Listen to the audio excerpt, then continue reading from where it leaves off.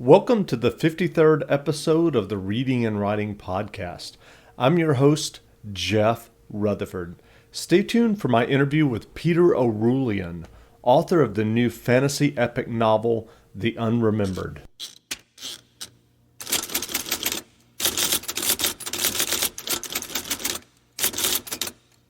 So, welcome back to the Reading and Writing Podcast. My guest today is Peter Orullian, author of The Unremembered, a new epic fantasy novel.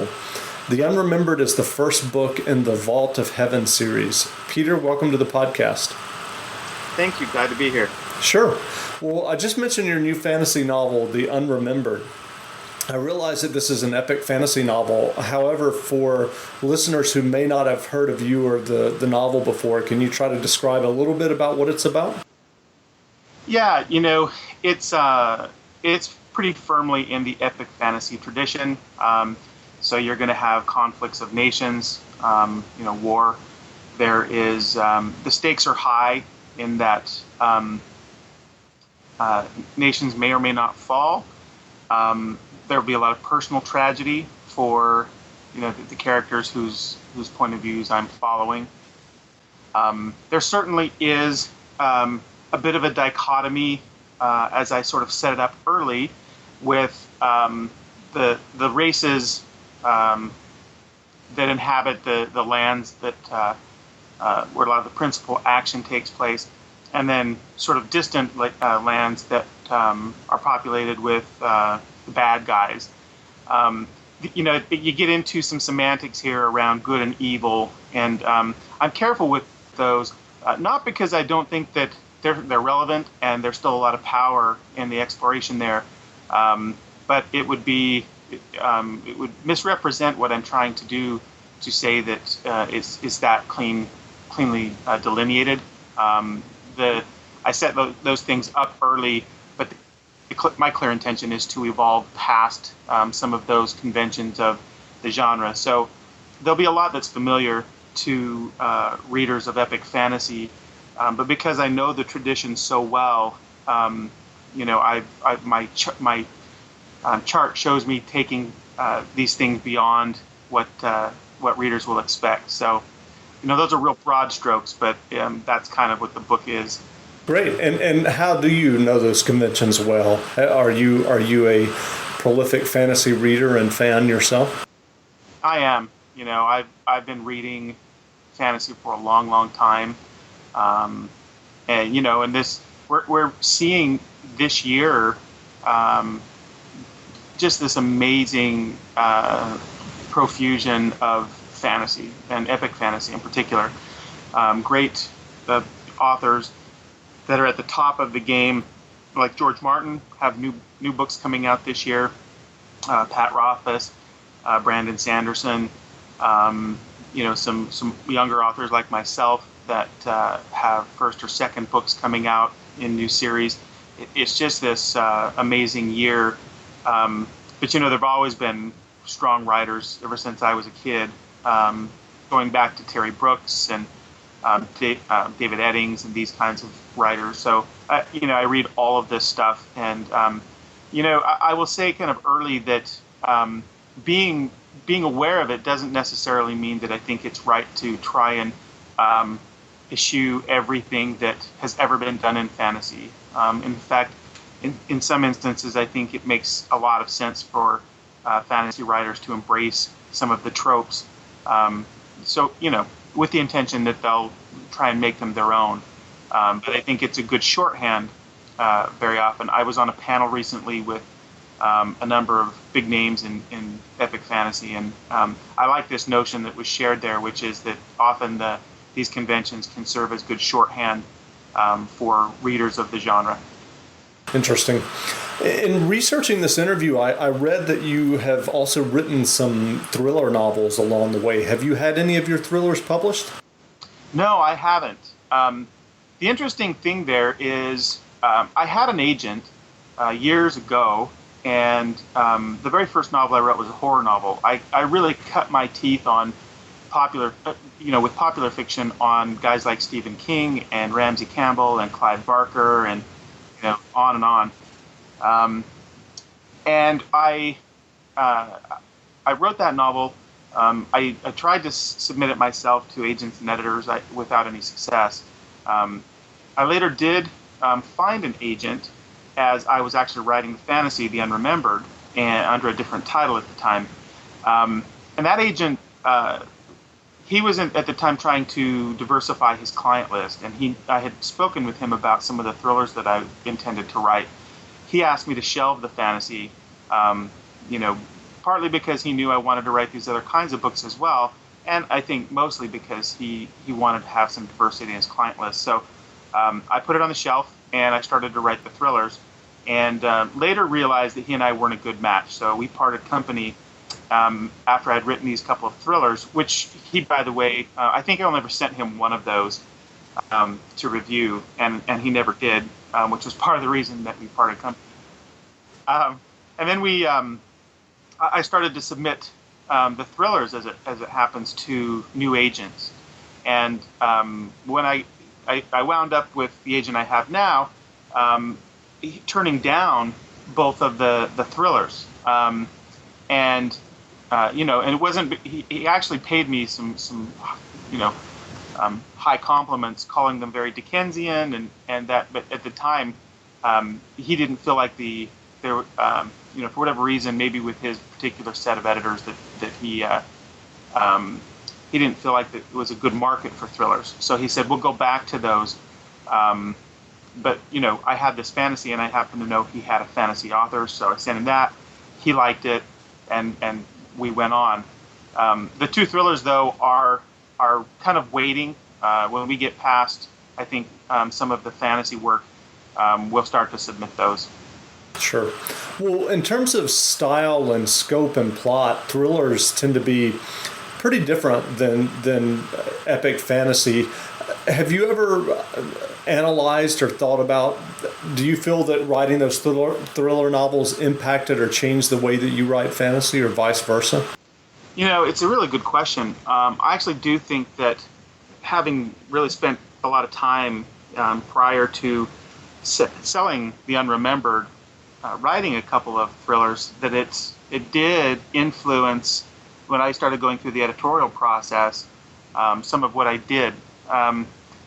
Simple techniques that are part of the form with most thrillers, which are shorter chapters, a lot of cliffhangers, tight focus on point of view. There's a lot of architecture, I think, in thrillers in order to have the right kind of payoff later. And there's a lot of that, at least in the work I've done in The Unremembered. It's interesting. It's been interesting to me with the book, because there's a set of readers who are reading the book and they send me email who are just enjoying it as a high adventure.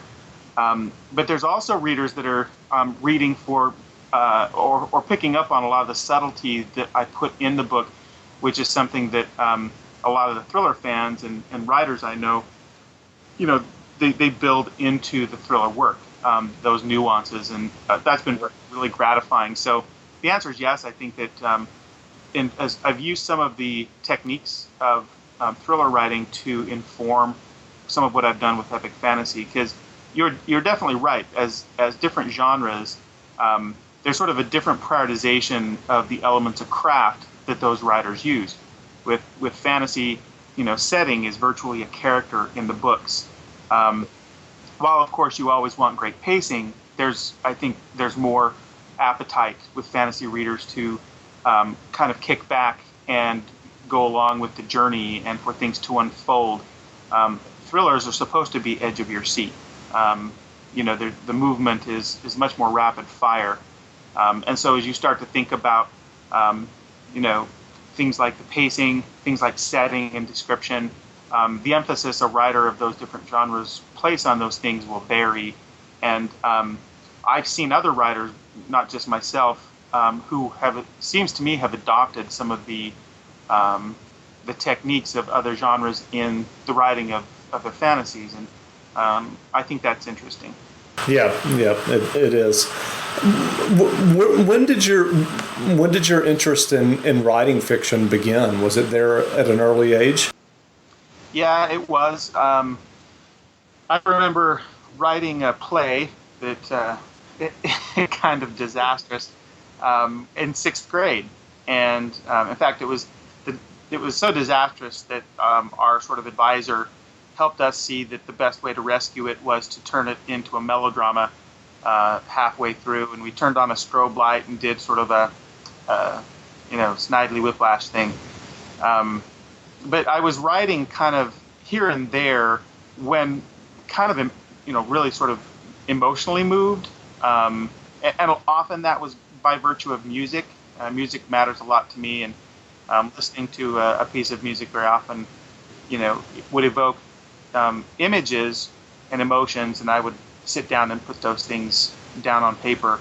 So nothing real consistent. I did a lot of writing in high school through honors programs in English, and then I picked up a couple of touchstone fiction books in my life out of high school. One of those being Night Shift by Stephen King, and having read a bunch of his short fiction there, I started to actually try and write stories. And I did so. I authored a thesis of fiction in college, and then I started more in earnest to do a novel out of college a few years. So, it was always there, but I sort of gradually became more consistent in my approach. And you mentioned earlier working with the agent. What was the path to publication like for you once you started working with him in terms of getting the Unremembered published by Tor? My story's not as glamorous or interesting as a lot of the stories these days. I submitted to him the thrillers. He at the time. My agent, actually, I'm the only living fantasy writer that he represents. He's not really an agent of genre fiction, or at least speculative genre fiction. He's got a lot of mystery and thriller writers and mainstream writers. And so, he knows the market pretty well. And at the time that I was hitting him up, he felt there was a saturation. So I thought I was going to miss with him, and then when I told him I do have a fantasy, I think just because he had represented the one fantasy writer before, he said, "Sure, send it." I sent it. Within a couple of days, he offered me representation, and it was just a few days after he sent my book directly to Tom Doherty at Tor, and within a few days after that, Tom had made me an offer for 3 books. So it kind of happened fast. It's that old adage of overnight success that took, 6 years or whatever. So that's kind of the story. But I say it's not very interesting or glamorous because it's kind of traditional. Submit to agent says yes, agent says to publisher says yes. You write a book, or you write book 2. A lot of writers these days have great stories of self-publishing and hitting, Amazon bestseller list, and then Random House calls and says we want to do a print deal, or maybe they don't even maybe they say no to Random House and they keep e-publishing. There's all sorts of avenues now to publication, and mine just happens to be the old one. Sure. But I think the point that needs to be made is the quality was obviously there. I think sometimes when people are aspiring writers, and I actually worked in publishing for 3 or 4 years with an agent, Tom Doherty wouldn't have made an offer if the quality wasn't there. No, it's a good point. And I think that I'm very excited by some of the turns in publishing, with authors having direct channels to consumers. I'm hoping that a lot of these writers will decide to take the same editorial, approach and exercise some rigor with their books before just kind of putting them out there on the digital shelf. There was just an article that came out in the last couple of days, CBS, talking about how many books that are not really worthy to be published are being published, and I think it's because a lot of writers are not hiring an editor to go through their book before they do that. So I think you're right. I think it's certain that New York misses great books, and it's certain that New York publishes books that are, less than awesome. But I think that they're in the main, New York still provides the kind of editorial rigor, and they are good gatekeepers for books that deserve an audience. Agreed. I wanted to circle back just a moment. You had talked about being inspired by music to sit down and write, and that it would evoke scenes or ideas for you. What kind of genres of music do you listen to, and that do you find kind of drive you to that? Almost everything. It sounds like a pat answer. I really am one of those people whose musical tastes are extremely eclectic. The only thing that I don't choose to actually put in my CD tray or to load up into my media player is country music. And there's actually a lot of country that I like well enough. And in fact, country is probably one of the better genres for actual storytelling. Despite all of the funny stories about the guy with the truck and the dog and all of that. But beyond country, I love musical theater. How many guys do you know admit that?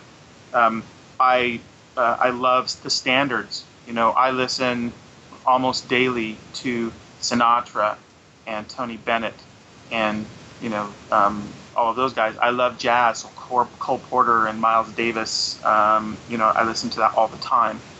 In fact, I like jazz so much because there's this sort of framework for it with all of the modes, etc. But there's so much that is invented every time those musicians pick up their instruments, and I love that about it. All the way to rock and roll and heavy metal. And there I get very sort of snobbish about what I like. I did 4 years of classical voice training, as most great vocalists in progressive rock have done, and so I understand. So for me, it's way more than just passion and emotion. Certainly, that's part of all music, but you couple that with an understanding of what you're doing and real composition, and it just becomes so powerful. So bands like Dream Theater or Queensryche, I love, because those, in my view, those singers are at the height of vocalists who are doing real authentic vocal work that is athletic and inspiring, and completely filled with all of the same raw emotion that Nirvana ever had. Right. Well, I know that you, as your day job, work on Microsoft's Xbox gaming system. What does your day job entail exactly? What are you doing? Well, right now I sit on what is called the global marketing team inside the Xbox Live group. So, Microsoft is, as many of the big tech companies are doing, is got a cloud strategy, and Xbox Live in many respects is really kind of at the heart of our cloud strategy. And so we already, we led, I think, there was always BattleNet with Diablo and Diablo 2, which is like my all-time favorite PC game. But as far as I am so ready for them, and that's a good bridge over to our music conversation, because I think the music of Diablo is so much a part of that game. And those screenshots and video that I've seen online. Wow, man. Woo. Yeah. My geeky moment is when I was playing Diablo 2, and you go back to the burned out town of the Diablo 1, and you get the music. I just got chills. Just a very cool moment. But so there was BattleNet before Xbox Live, but Xbox Live, I think, has been sort of the gold standard for online multiplayer play. And we do have games that have that are live enabled in the PC world. both published by Microsoft and published by, EA and other big publishers. And then Xbox Live is now also on Windows Phone. And so my job specifically is I actually lead the marketing for Xbox Live and the service and the portfolio on Windows Phone and on the PC. So that's my day-to-day. Sure. Well, I know that there are a lot of aspiring writers who also have super busy day jobs and careers. Given your own experience of writing these thriller novels and then writing the Unremembered and the books that come after, given all that you're doing during the day with Microsoft, what advice do you have for someone just in terms of like time management and finding time to sit down and write? It's I quote an author friend of mine a lot with this question, where a Canadian writer by the name of Jack White, who says the only way to get the words on the page is to put your ass in the chair. And there's a lot of truth to that. I talked before about when I was younger, writing when I was moved upon. And there are still writers who will say, I haven't really been inspired lately. The best adage I can give to that is, if you sit down every day for 2 weeks and you write, there'll be days where it feels like it all comes together and it's just flowing. And there'll be days where it feels like it's much more laborious. When you're at the end of that 2 weeks, you go back and read the 2 weeks worth of work, you won't know the difference. And I think and I know a lot of writers who will tell you the same thing. So it's sitting down. It's literally the willpower and the persistence to be in your writing chair and doing the work. And then you start to think about, most writers, when they kind of get into a groove, will do about 1,000 words an hour. Some do less, some do more. But for easy math purposes, if you do 1,000 words an hour and you write 1 hour every day, you've written the average novel in 3 months. And I think a lot of writers get the idea of a novel in their head and it seems like an insurmountable thing. But if you break it down to, I'm going to write an hour today, that 3 months will just whiz by, and then you've got something. You may have to go back and do some polish or whatever, but I think that the time management's key when you've got a day job, and particularly if you then layer on a family, which I have both of those things, and because you work in the tech sector, a job like we've got, me for Microsoft and you doing your tech PR, it's not a 9-to-5 thing. I'm more 12 hours a day. So I do it by getting up really early in the morning, very consistently every day, and working when things are quiet and peaceful before I start the rest of my day. That's my rhythm. Everybody's going to have their own rhythm, but I think what's important is that you define what that's going to be for you. I think, people are different, but I think that most of us do well by routine. And if you don't define a routine, it's too easy to not work every day, and consistency is key. Sure. So what are you working on now? I'm working on book 2. I was really close to the end of book 2, and then I had a couple of, what I will have to call epiphanies. The series title is The Vault of Heaven, and I was closing in on it on the end, and I got to a chapter that, as I was writing it, I realized some just what I thought were amazing things that I could do with book 2, but it required me to do some research, and so I've spent about the last 2 weeks doing just immersive research, which I've mostly concluded now, and that it's going to require me to probably spend another couple of months writing. But I'm absolutely thrilled by what came out of this. So that's what I'm working on. I figure I'll write the book over the course of the rest of the summer, and then I should have a first draft done. Great. And is there a schedule for publication for book 2? No, there's really not. The I think it'll be at Tor's wisdom, as I say. I think that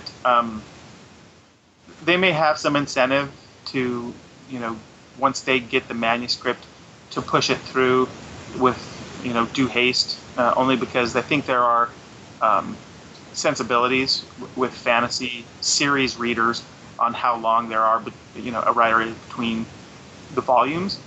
But having said that, Tor's going to have to figure out which season to slot it in, and so I wish I could say that I knew when that'll be, but I really don't.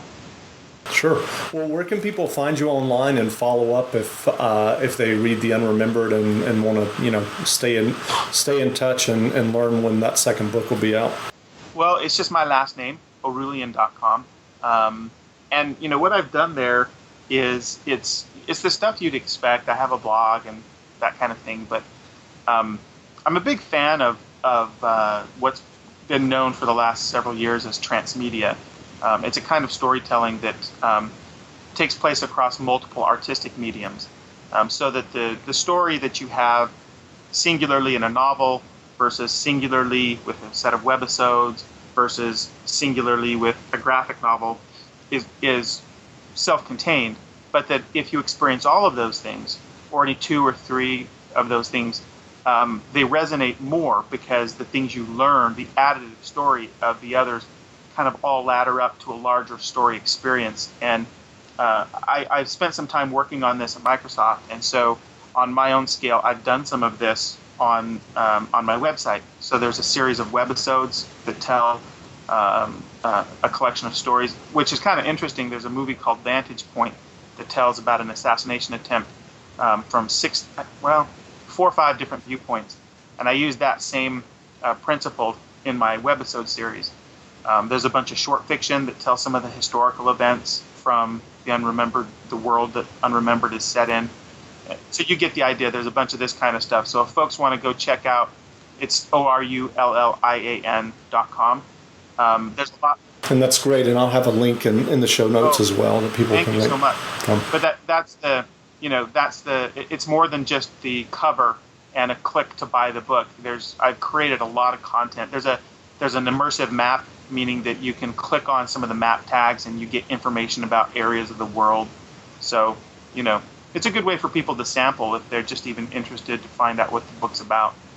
Sure. From a marketing perspective, I'm always surprised that more traditional publishers aren't doing that type of thing, especially with the growth in ebooks. I've had various conversations and have mentioned that if you're going to have a huge Stephen King, well, let's just use the example of a Stephen King novel out. Why don't you do a interrelated short story that's available as an ebook, a month and a half before, to kind of have the drumbeat of interest for the novel coming out.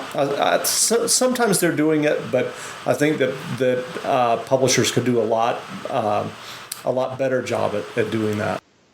I agree, and I kind of tying back into some of our conversation earlier about publishing and the state of publishing.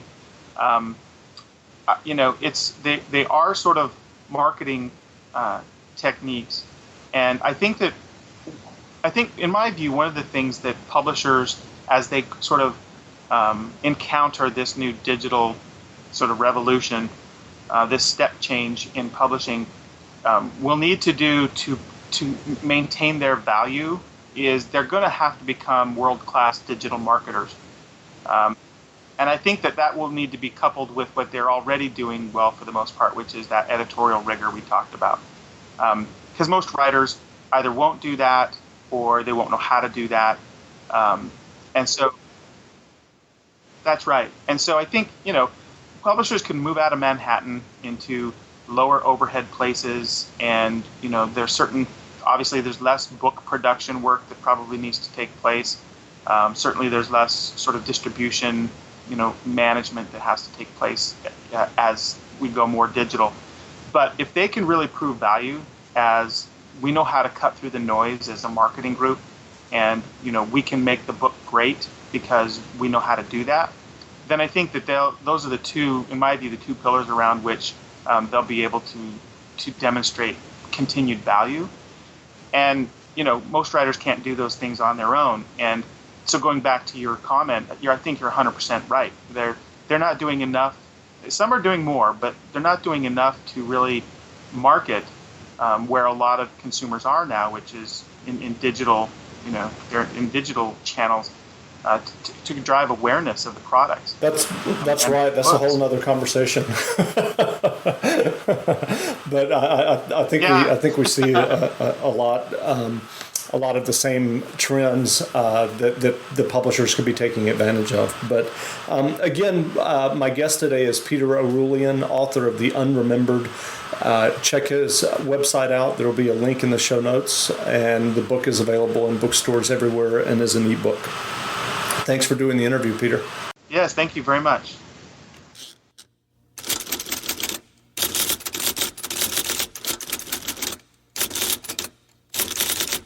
This is Lee Child, and I'm listening to the Reading and Writing Podcast. Thanks for listening to my latest podcast. If you have a chance, please leave a review of the podcast in iTunes. It only takes a moment. Until next time, read some good books and be well. Hear that? Is that America cheering or a sausage patty sizzling to perfection? It's time to cheer for Egg McMuffin and fresh cracked eggs at McDonald's. It's time to wake up to the aroma of freshly baked biscuits and treat yourself to a real honest-to-goodness morning meal. Breakfast, it's on at McDonald's. Now get any breakfast sandwich for just $2. Available only through the app. Mobile order and pay available at participating McDonald's. McD app download and registration required. What can you do if you wake up rested? Improve your overall health and performance with deep, restful sleep and app-controlled cooling technology by Chili Sleep. Enjoy uninterrupted and high-quality deep sleep that caters to your body's natural rest pattern. Chili Sleep helps you rest soundly beside your partner with temperature settings adjusted specifically for your side of the bed. Visit chilisleep.com/try. That's CHILISLEEP.com/TRY.